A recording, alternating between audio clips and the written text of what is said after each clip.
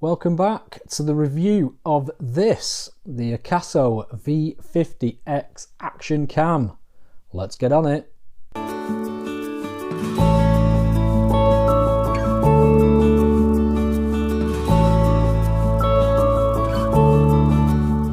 So, what do we think of the Akaso V50x?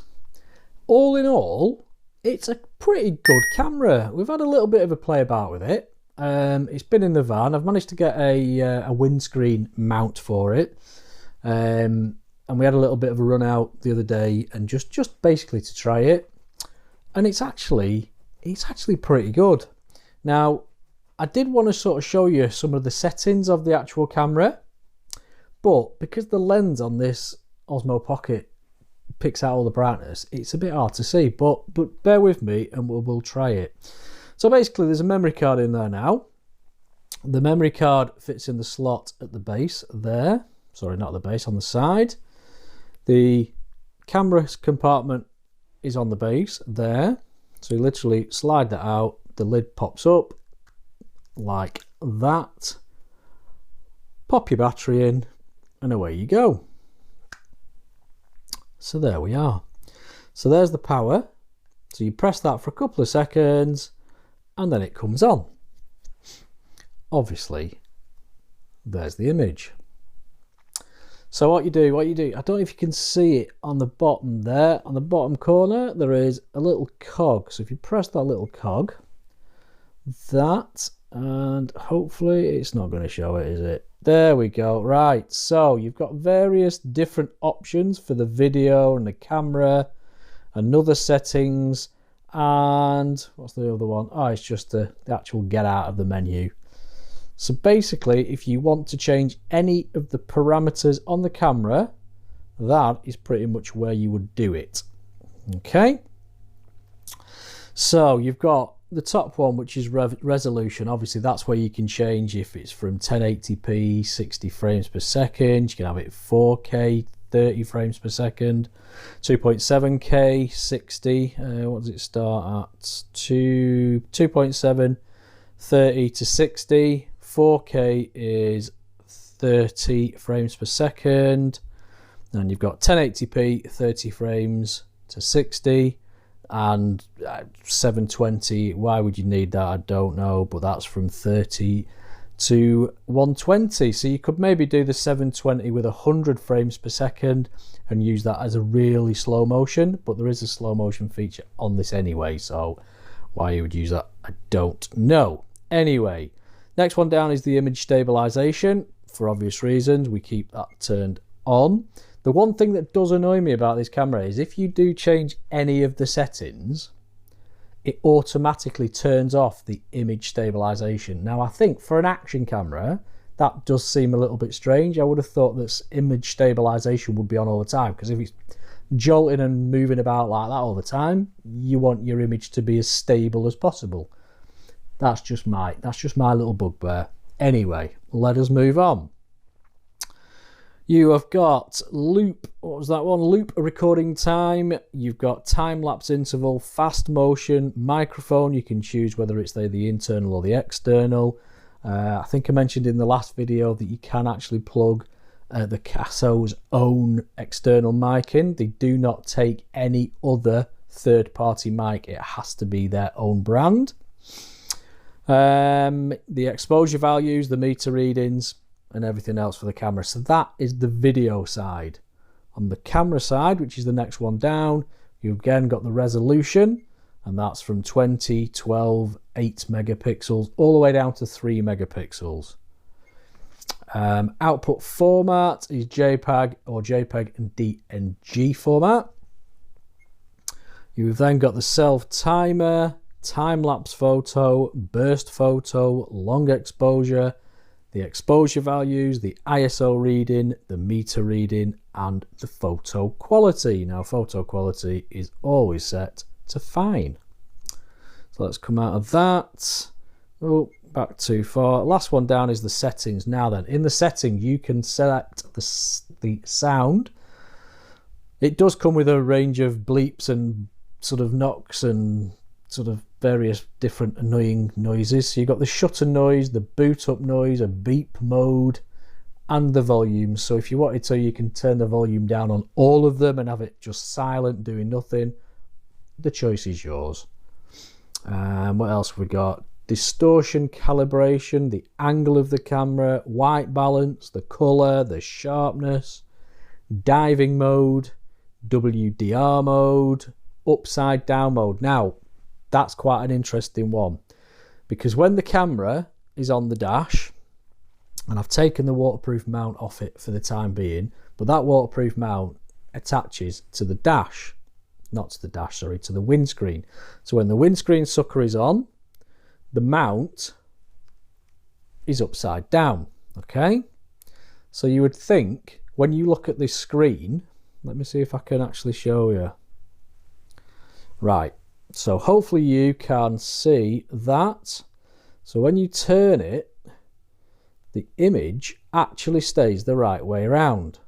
But here's the thing, it doesn't, because when you play it back, it's upside down. So what you need to do is, in the settings mode, you go to upside down, click on, and what it does when the camera is facing the wrong way around, it actually shows the correct way around. So you can mount it upside down and the image would show correctly. Now that's what I sort of figured out the other day, because when I recorded all the footage, it was all upside down. So we had to do it all again when I found out what upside down mode meant. Now there's also one called driving mode. Now bearing in mind, this is going to pretty much go on the windscreen and film the scenery and everything, the surroundings that we're going through. Now the driving mode, which I thought would aid the camera in some way, turns this into the dash cam. So basically what it will do, for a minute it will film, it will then stop, and then it will start again for another minute. So it's basically, if you have an incident in the 8th minute of your drive, you have an 8-minute slot, you have a minute slot where something has actually happened. So you can obviously use that in any case that you may come across or you need it for whatever reason. So that is what driving mode is.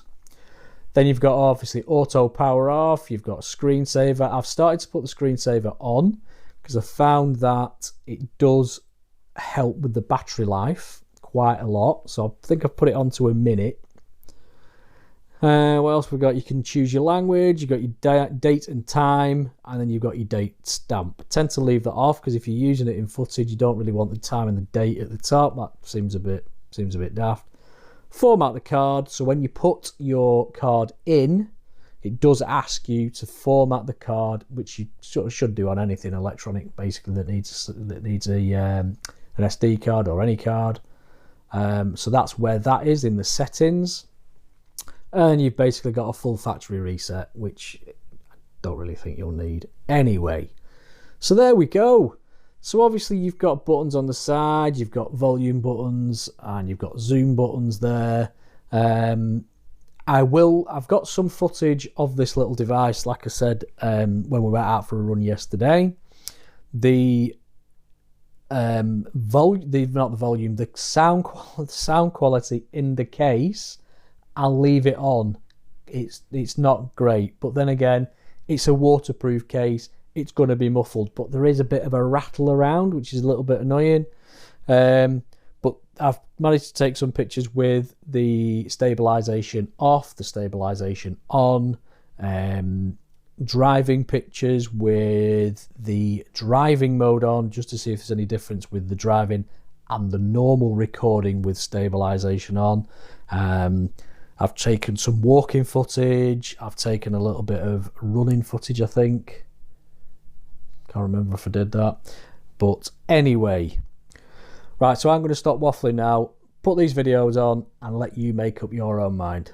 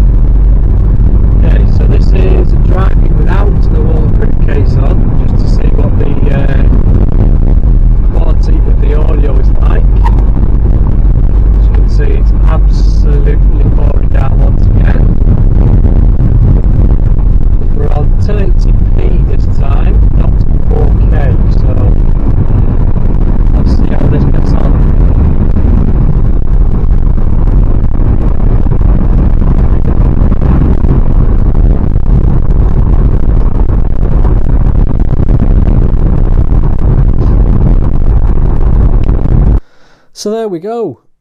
It's not a bad little unit. I mean, that was 70, I think I paid 73 quid on an Amazon deal, and I got all the stuff with it to attach it to various different mounts, to your body, to your whatever it is, your rucksack.